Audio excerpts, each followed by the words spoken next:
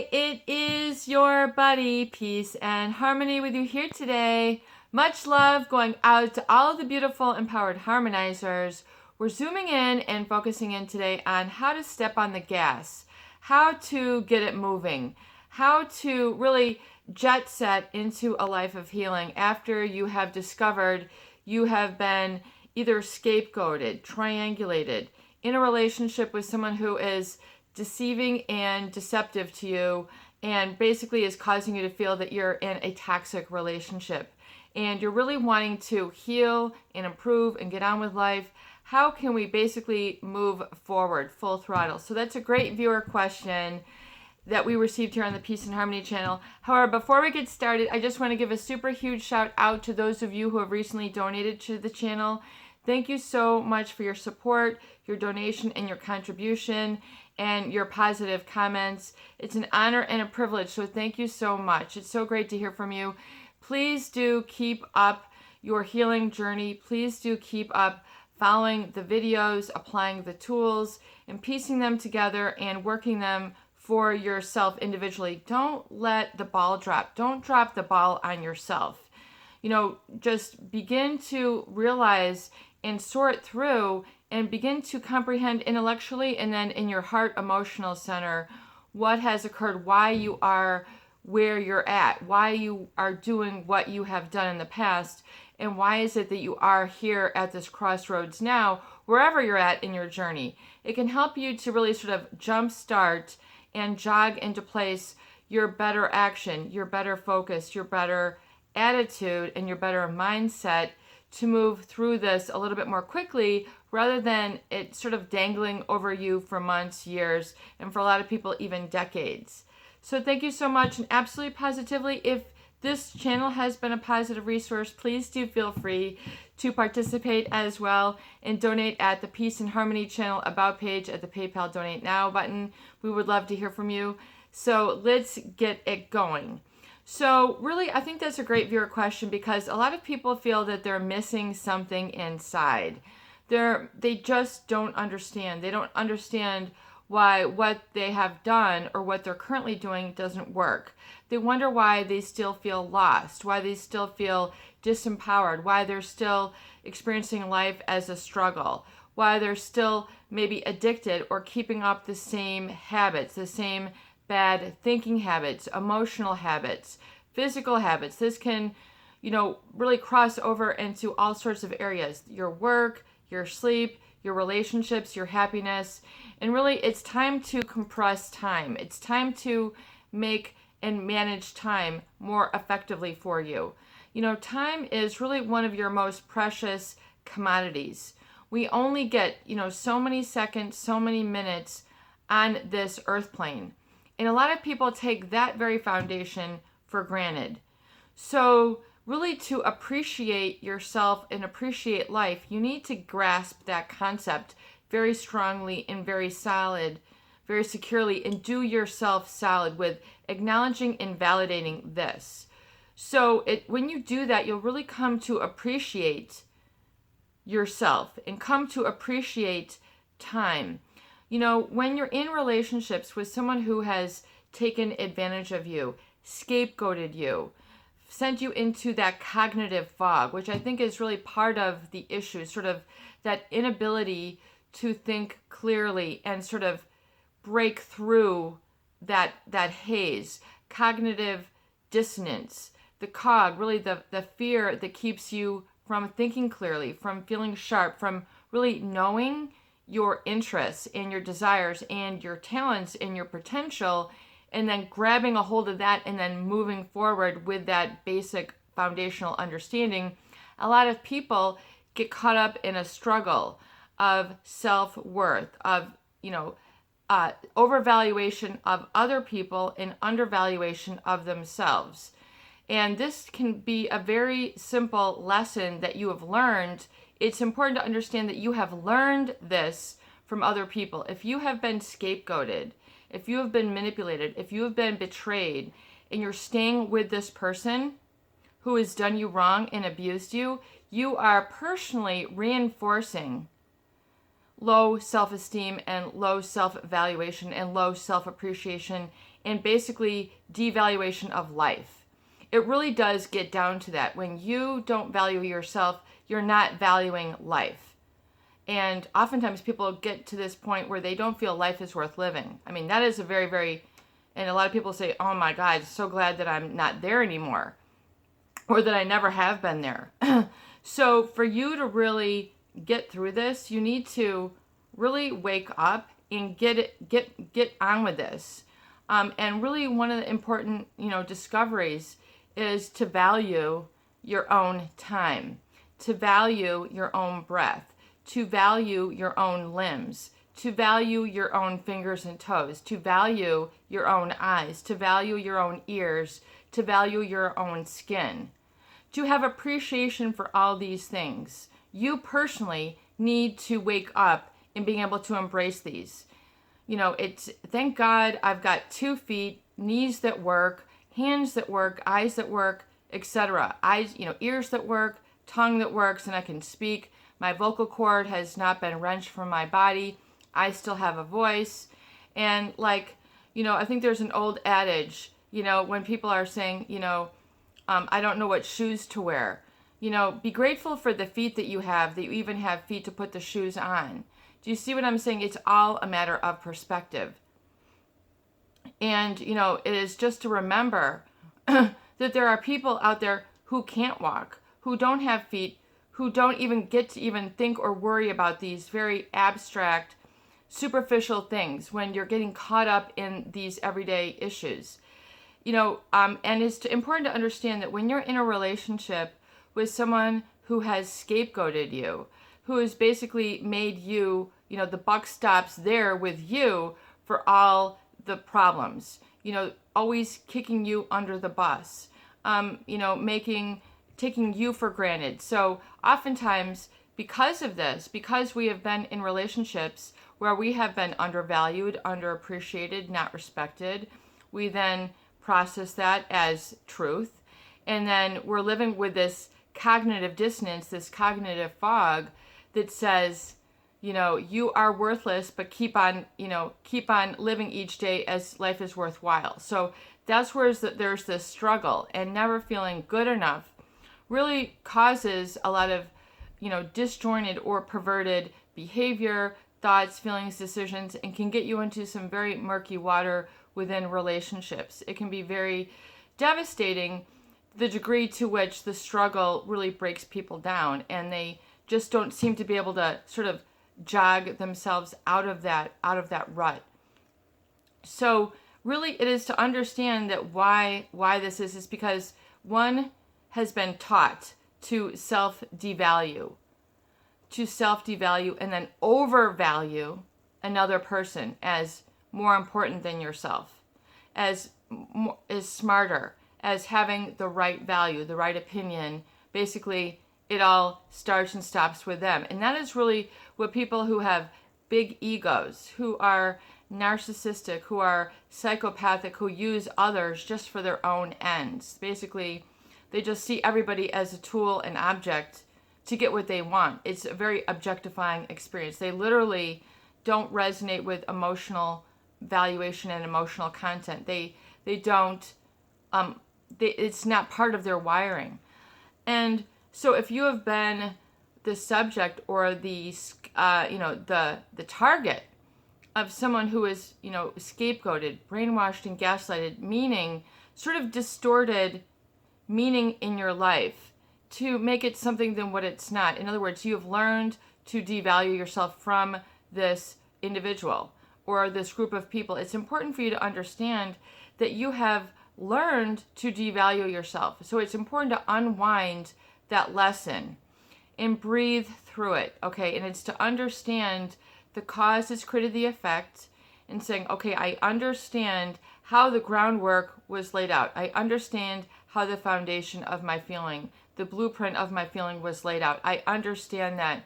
And then I built upon that foundation.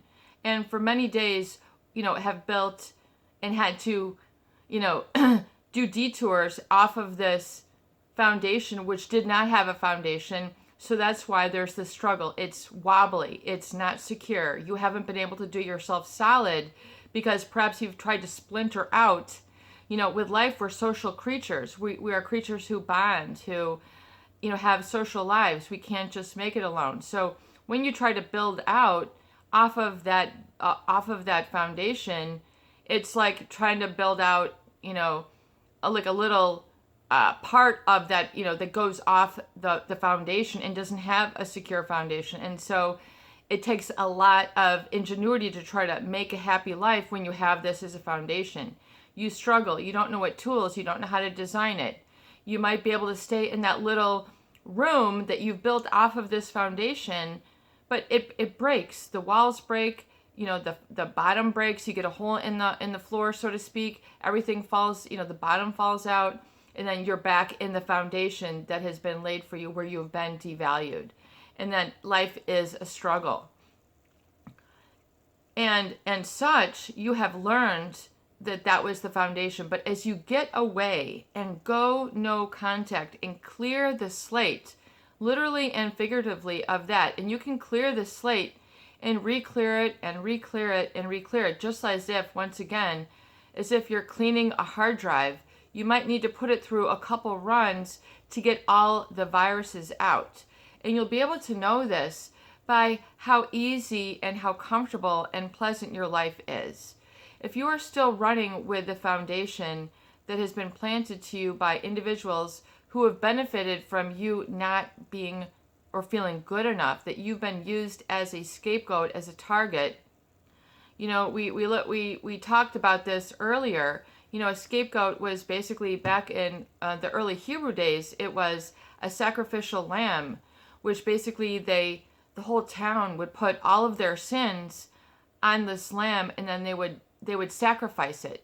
Back in the day, there was a lot of animal sacrifices going on. And so when they killed this animal at their ceremony, and they were then, sacrificing this, it was meant to cleanse them of their sins, cleanse them of their evil, all these sort of, early sort of, primordial and very basic, emotional and practices. And so then after the ceremony, they would feel cleared of their sins, and they were then forgiven. So oftentimes, if you have been as a scapegoat, you kind of feel this way, that like, the sins of the world have been placed on you, and it's like your problem. And that's like a really heavy load. There's this, constant self-persecution then, which then comes with this, as well as feeling persecuted by others. There's this feeling that you're always, up for some punishment. And so being punished and, going through this becomes a lifestyle. Punishing and then absolving, punishing and then absolving, to the point where, you feel like you're on a perpetual loop. So it's important to break that cycle and to break the loop. And I'm giving you permission and command to do that today, to realize, those lessons. In fact, an important aspect, not only is your lessons learned, that we talk about that section in the book that I'm writing, but also, what do I need to unlearn? Lessons that I need to unlearn should be another important topic in your discovery recovery journal. What do I need to unlearn? You need to become clear about this. This is not difficult. You can do this. And I want you in your path, in your journey through recovery and through healing, is to ultimately and absolutely positively right now, not, until I watch 100 more videos, but right now, develop an I can attitude, an I can mindset, and make it bulletproof. Have a bulletproof mindset. Means no matter what bullets come at you, meaning negativity, comments, decisions, choices, crossroads, no matter what, you're going to protect yourself and check in and be bulletproof.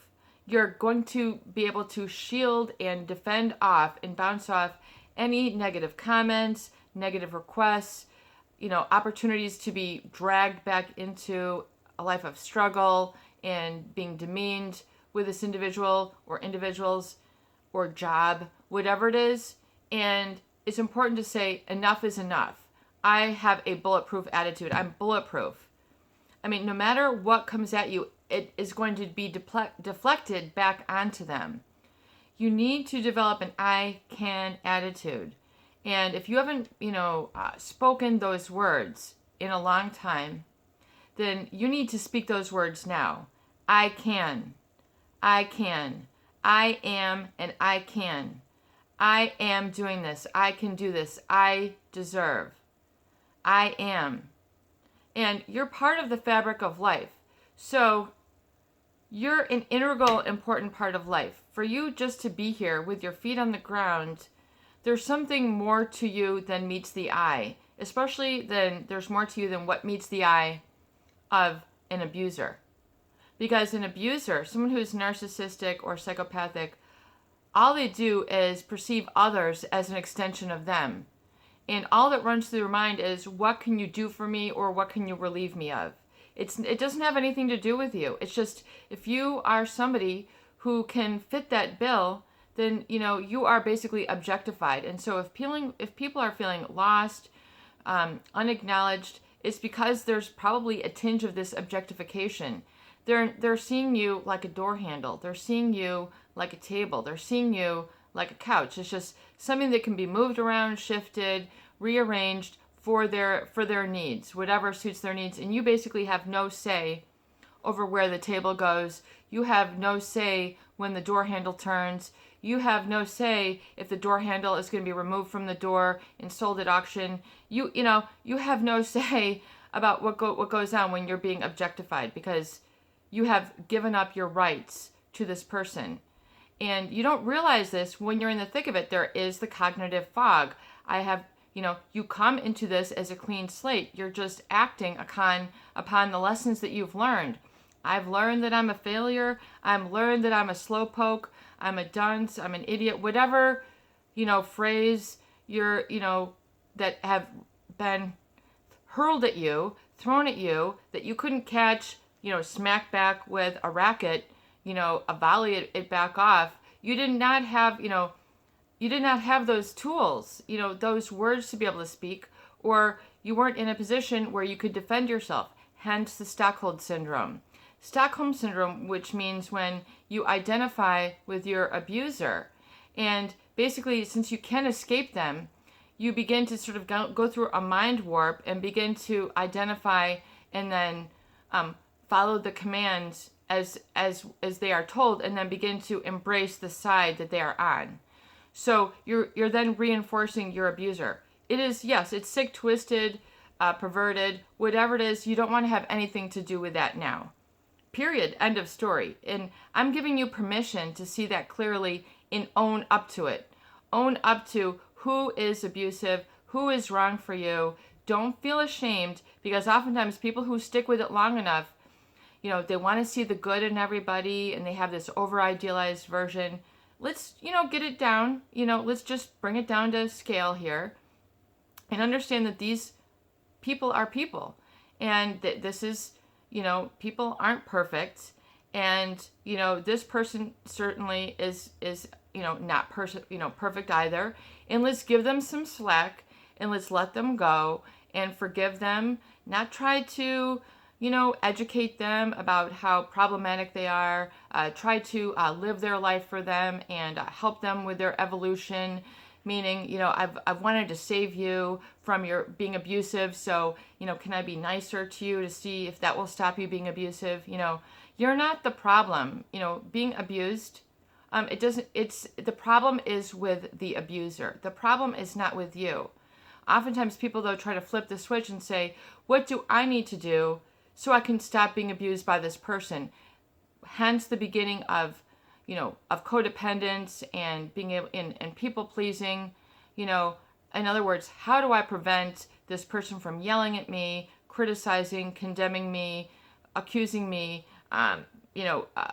this persecution, this punishment? How can I, and then, in other words, I have to remain quiet. I have to remain speechless. I have to become an extension of them. I have to go and live a lie. Basically, which is a very sad, starry state of affairs, which can really debilitate people and cause a lot of stunted growth, a lot of stunted emotional growth, a lot of lost opportunities for happiness and fulfillment. And so it's to say, okay, what was, that's the end of the book. The end. No matter where you're at in the segue, the end. The end, close it, even if it, ends on the word, and then the end. Close the book, close it off. It's sealed, done. It's sealed in plastic. It's sealed in bulletproof. It's sent as a time capsule, buried underneath, the corner of some building that's going to be opened up in 1,000 years. Whatever it is, seal the chapter. Seal the chapter. Enough is enough.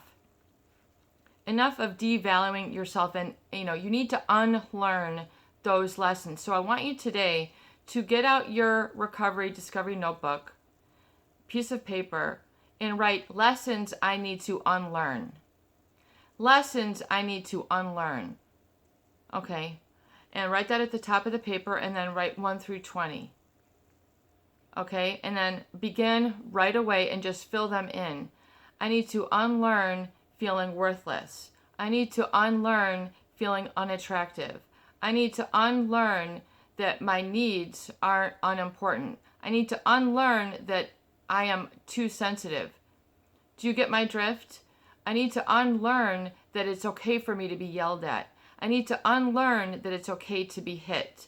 I need to unlearn that it's okay, I need to unlearn that it's okay to be ostracized and alienated and made the butt of jokes. I need to unlearn the fact that drinking and drugging is a solution to my problems. I need to unlearn that hanging out with these people is the right thing to do. I need to unlearn that I should be listening to this horrible music. I need to unlearn that I should be I need to unlearn that I should be watching these horrible videos running through my mind of past transgressions. I need to unlearn the terror. I need to unlearn that anger is the solution. I need to unlearn this problematic cognitive dissonance that was bestowed on me by someone who was psychopathic. I need to unlearn that emotion. I need to unlearn that I need to impress people to be good enough. I need to unlearn that I have to be invincible to be lovable. I need to unlearn the fact that I am good enough. I need to unlearn the lesson that it's not okay to feel not good enough. Do you see what I'm saying? So, and I need to unlearn that I should procrastinate, my healing. So you need to unlearn these things that are part of your self-limiting beliefs that have caused you this to what you have in your life. And then it's time now to say, it's okay for me to have in my life now. And now it's okay for me to have this in my life now. So write that up top of another page, a couple pages ahead. It's okay for me to now have, and then write 1 through 20. If you want to write 1 through 50, go for it. If you still keep going, and no, these lists are not meant to be, edited and stopping yourself, and this can never be, you need to open up your dreamer, your creator within. You need to start living in that place that's been buried, shut down, plastered over, carpeted over, hardwood floor. You've had how many tools, how many looks have seared in that bad foundation? How many slaps to the face? How many whacks to, your behind? How many slugs to your shoulder? How many, cruel looks? Okay, they're all going to be shipped out. They're all going to be eliminated. They're all going to be unlearned. This is not funny. This is serious, serious stuff here. This is serious business. It's catastrophic, the amount of human effort and human lives and just time spent that has been lost in suffering by the hands of abusers. It's radically horrific. And don't be one of them. Don't be a statistic. Don't be a victim. You need to unlearn being a victim. You need to unlearn being victimized. That is no longer a position that you are signing up for. You have resigned, never going back. I don't fit the qualifications. Go get a quarter, call somebody who cares, who is up for that position, because it sure ain't me. I am resigning. I don't know how to spell victim anymore. It's not in my vocabulary. It's not in my emotional vocabulary. And certainly not how I define myself. In fact, I am wonderful, magnificent, loving, caring, compassionate, empathetic, appreciative of life, talented, creative, a good cook, a great artist, a great friend, a great confidant, a great problem solver. I'm caring. I'm organized. These are all the other things that you are, okay? But these are not seen through the eyes of an abuser. You are merely just what we've already discussed. So do you see how, they have it wrong? You have it right. The abuser is the one who has everything wrong, not you. So you need to shed that and look at that foundation and redo the blueprint. You create your foundation.